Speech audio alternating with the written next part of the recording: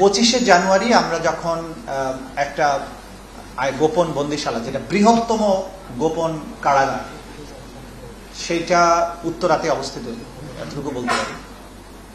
তো সেইটাকে যখন আমরা আইডেন্টিফাই করি, এটা এত বড় সেন্টার ছিল যে সেটাকে পুরো জিনিসটা বিভিন্ন জায়গায় উদ্ধার করতে কয়েক সপ্তাহ সময় লেগেছে এবং এখন পর্যন্ত অনেকটা অনাবিষ্কৃত অংশও আছে। এখন ধরেন যে আমাদের যারা ভিকটিম, যারা বন্দী ছিলেন সেখানে, গুম হয়ে যারা ছিলেন বছরের পর বছর, তারা 8 বছর যারা ছিলেন, সে ফর এক্সাম্পল, তো তাকে যখন মুক্ত করা হয় 5ই আগস্টের পরে, তিনি অথবা বিভিন্ন সময় যত গুমের শিকার যারা বেরিয়ে আসছেন আগে, সেখানে 1 বছর ছিলেন, 6 মাস ছিলেন, 3 মাস ছিলেন, তারা যারা বেরিয়ে আসছেন তাদের যে সমস্ত স্টেটমেন্ট, এগুলো কিন্তু আমাদের কাছে আছে। গুম কমিশনের কাছেও তারা এসে তাদের বক্তব্যগুলো কিন্তু বলেন।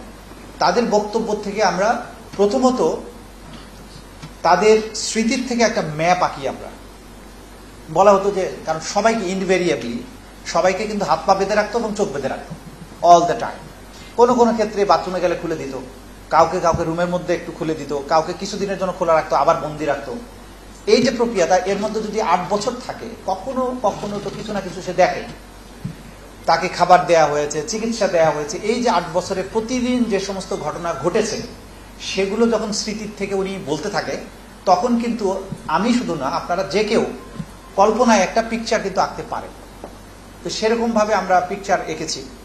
সেই অনুযায়ী যখন আমরা এটা আবিষ্কার করলাম, তখন এই সেন্টারের সাথে যার যার পিকচার মিলে যায়, তখন সেই ভিকটিমকে নিয়ে আমরা আবার সেখানে নিয়ে যেতে দিই, দেখেন তো এটা কিনা। তখন তার আইডেন্টিফাই করে, yes, this is the true. 25 বছরের ওয়ারেন্টিযুক্ত দীর্ঘস্থায়ী দরজা, প্রোটেক্টর, আধুনিক ও মজবুত দরজা। আমি যেটা শেষ কথা বলতে চাই, যে আমরা 5ই আগস্টের পরে যে বাংলাদেশটা পেয়েছি, সেই বাংলাদেশ অতীতের যে কোনো সময়ের তুলনায় বদলে যাওয়া একটা নতুন বাংলাদেশ। একটা নতুন সম্ভাবনা তৈরি হয়েছে এই রাষ্ট্রে। আমাদের সাংবাদিকতার যে স্ট্যান্ডার্ড গত 15 বছর বা তারও আগে ছিল, 5ই আগস্টের পরে বাংলাদেশে সেই স্ট্যান্ডার্ড আর নেই। এবং আমরা সত্যিকার অর্থেই বাংলাদেশটাকে এমন একটা বাংলাদেশ হিসেবে দেখতে চাই, যেখানে মানুষ এই ধরনের অপরাধের শিকার হবে না, মানুষ নির্ভয়ে কথা বলতে পারবে, বাংলাদেশকে নিরাপদ ভাববে, এই দেশ ছেড়ে বাইরে গিয়ে সেটেল করার চিন্তা করবে না। বাংলাদেশের বুকে তার মেধা যোগ্যতা অনুযায়ী, তার রাজনৈতিক ভিন্নমত থাকা সত্ত্বেও, তার বাপের পরিচয়ের ভিন্নতা থাকা সত্ত্বেও, তার রাজনৈতিক আইডেন্টিটি ভিন্ন থাকা সত্ত্বেও, প্রত্যেকেই বাংলাদেশকে ওন করবে এবং বুঝতে পারবে এটা আমারই বাংলাদেশ। 15 বছরে বাংলাদেশটাকে এমন জায়গায় নেওয়া হয়েছিল যে মানুষ মনেই করতে পারতো না যে এটা আমার বাংলাদেশ। মনে তো এটা হাসিনার বাংলাদেশ, অথবা আওয়ামী লীগ আর শেখ হাসিনার দলের লোকদের বাংলাদেশ। একটা রাষ্ট্র কখনো রাষ্ট্র হয়ে ওঠে না যখন প্রত্যেকটা নাগরিক তার দেশটাকে নিজের ভাবতে না পারে। কারণ জানে আমার ব্যবসা করার অধিকার নাই, চাকরির অধিকার নাই, আমি মিছিল করার অধিকার নাই, আমাকে মামলা দেওয়া হবে, ধরা হবে, গুম করা হবে, ব্যবসা প্রতিষ্ঠান কেড়ে নেওয়া হবে, আমার বোনকে রেপ করা হবে, আমাকে দেশ ছেড়ে চলে যেতে হবে, বাইরে সেটেল করতে হবে। এরকম একটা ভঙ্গুর চেতনার মধ্যে কখনো রাষ্ট্র হয়ে ওঠে না। আমাদের জুলাই আগস্টের শহীদেরা তাদের চরম আত্মত্যাগের মধ্য দিয়ে আমাদেরকে রাষ্ট্রকে আমাদের রাষ্ট্র হিসাবে গড়ার এক অভূতপূর্ব সুযোগ এনে দিয়েছেন।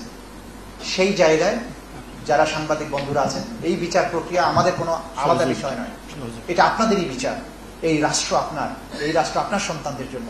সুতরাং আসুন, আপনারা আমাদেরকে এমনভাবে সহযোগিতা করুন, বিচার প্রক্রিয়ার জিনিসগুলো এমনভাবে জাতির সামনে, দুনিয়ার সামনে প্রেজেন্ট করুন, যাতে করে এটা দিয়ে জাতি উপকৃত হয়। ন্যায় বিচার যে হচ্ছে সেই বিষয়ে আপনারা দুনিয়াকে জানানোর চেষ্টা করেন। আমাদের ভুল ভ্রান্তি থাকলে আমাদের নলেজে আনেন, কিন্তু এখান থেকে একটা পজিটিভ ইমেজ রাষ্ট্রের, এই ইমেজ যাতে জনগণের কাছে এবং বহির্বিশ্বের কাছে যায়, সেই ব্যাপারে আপনাদের সর্বাত্ম সহযোগিতা চাই। কারণ আপনারাও এই মাটির সন্তান। এই মিডিয়ার, বাংলাদেশের সমাজটাও মিডিয়া ড্রিভেন একটা সোসাইটি। আপনাদের পজিটিভ ভূমিকা এই বিচার প্রক্রিয়াকে অনেক বেশি সহজতর করতে পারে, এটাকে অনেক সাউন্ড প্রপার করতে পারে, ন্যায় বিচার নিশ্চিতে অনেক ভূমিকা রাখতে পারে। সেই জায়গায় আপনারা সবাই সহযোগিতা করবেন, এই প্রত্যাশা নিয়েই আজকে আপনাদেরকে ডেকেছিলাম।